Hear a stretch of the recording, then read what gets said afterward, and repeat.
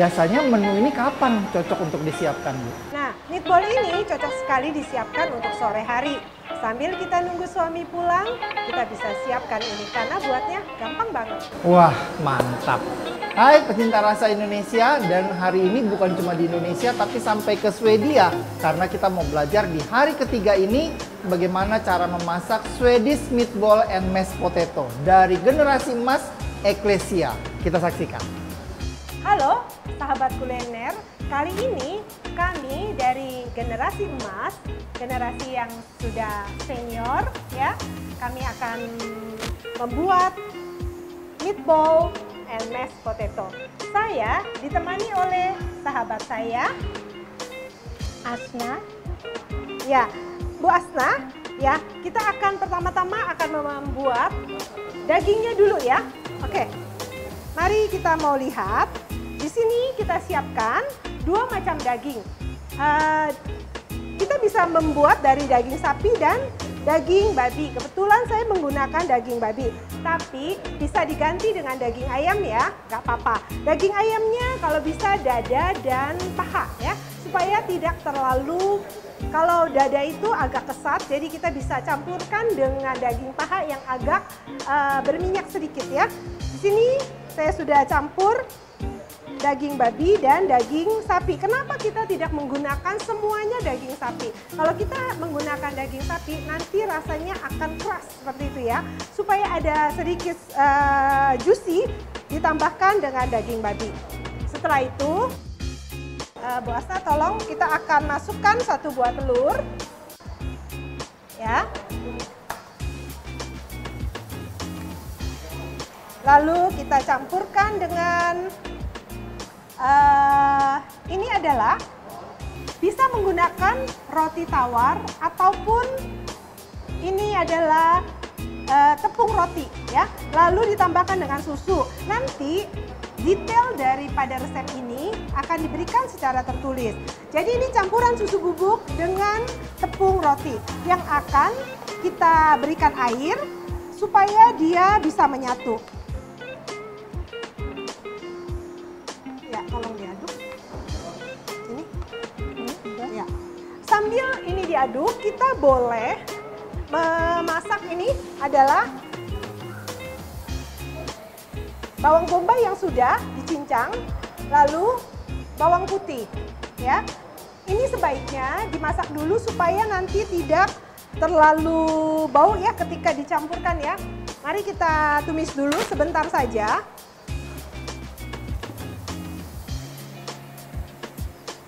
Sambil kita tunggu, kita boleh tambahkan gula pasir. Itu kalau kurang bisa ditambahkan air lagi, ya. Ini sesuai selera aja.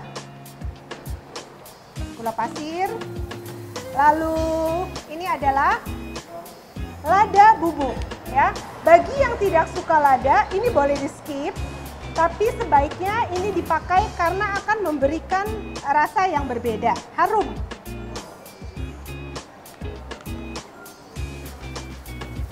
Kemudian ini adalah oregano, daun oregano.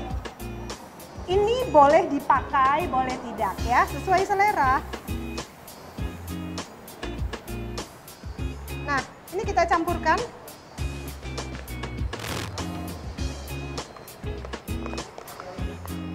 Pertama-tama kita masukkan dulu ini.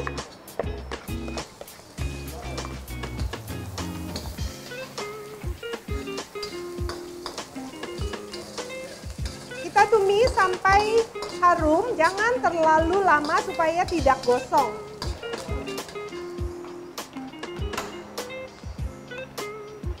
Kemudian masukkan bawang putih.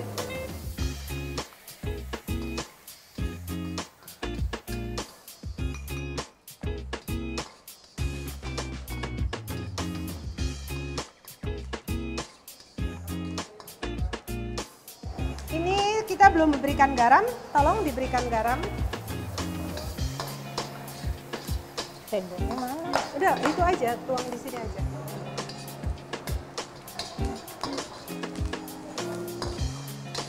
Ini diaduk sampai betul-betul menyatu ya.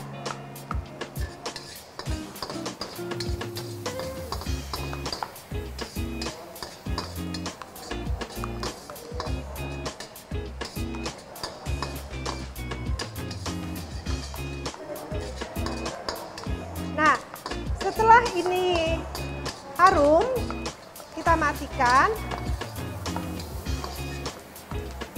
Tapi jangan dimasukkan dahulu ke campuran. Tunggu sebentar. Tunggu agak dingin sejenak.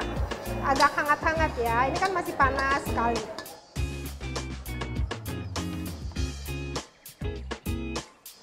Ini boleh ditambahkan lada.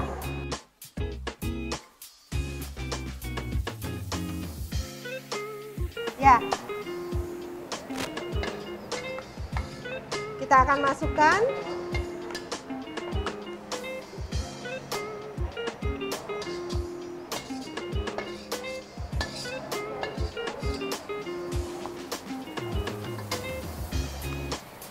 kita akan aduk sampai betul-betul semuanya tercampur.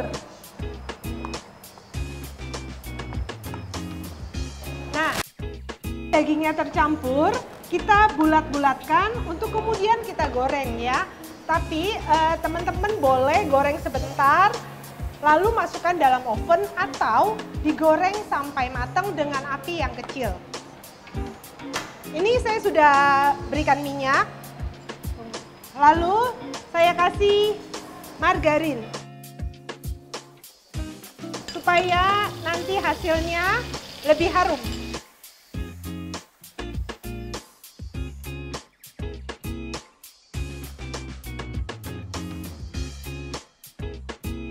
Kita goreng dengan api yang kecil.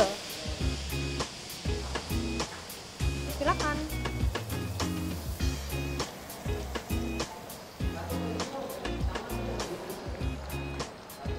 Tentu saja ketika kita buat ini tangan kita sudah dicuci bersih ya.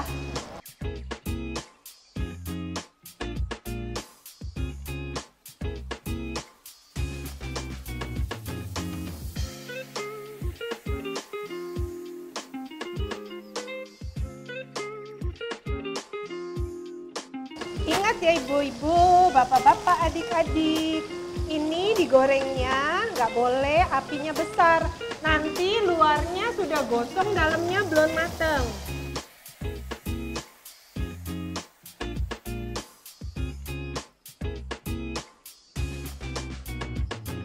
Kita akan goreng ini sampai mateng. Sambil menunggu ini digoreng, kita mau buat mashed potato. Teman-teman, setelah tadi kita buat dagingnya, saatnya kita akan membuat mashed potato ya. Sangat mudah. Kita siapkan air, lalu kentang bisa 2 atau 3 buah, terserah. Kita akan didihkan dengan menambahkan garam. Supaya ada rasanya ya.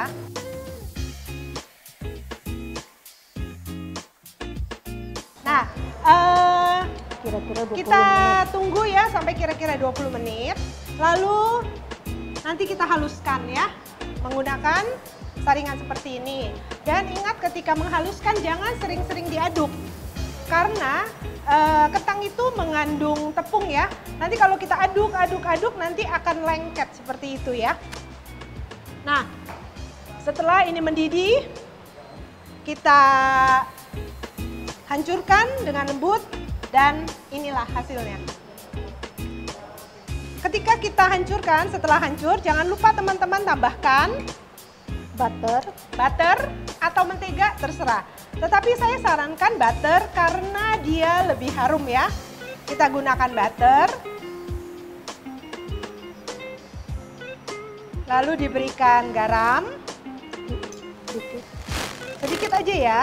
Kalau butternya sudah salted, itu garamnya sedikit aja.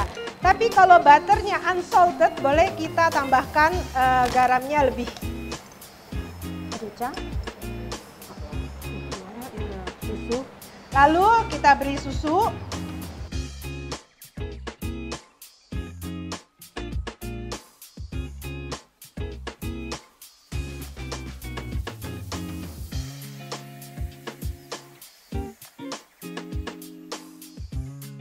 Nanti kita akan tata ini di piring. Nah, bagian terakhir adalah membuat saus gravy-nya ya. Ini sangat mudah. Yang kita perlukan adalah kaldu ya. Boleh kaldu yang masih kotak seperti ini dicampur dengan air, atau kalau kita punya kaldu sapi, kita masak sapi kita sisihkan boleh juga ya. Jadi kita akan masak karena sangat gampang ya. Kita akan masak air kaldu, airnya 400 ml. Lalu ketika kita masak itu, sebelumnya kita berikan juga butter. Boleh butter, boleh mentega ya. Waktu kita masak itu, pertama-tama kita masukkan menteganya seperti ini. Kita harus tunggu sampai menteganya menjadi harum. Setelah menteganya harum, baru kita masukkan tepung terigu 2 sendok, sedikit demi sedikit. Kita aduk terus, jangan sampai hangus, apinya kecil saja. Lalu kita masukkan airnya sedikit demi sedikit. Dan terakhir kita boleh tambahkan saus Inggris ya, supaya memberikan harum dan juga warna. Ini adalah saus yang sudah jadi, seperti ini. Ya. Nah, ini adalah saus gravy yang sudah jadi. Setelah ini, kita akan lihat hasil yang sudah jadi. Teman-teman, ini hasilnya ya.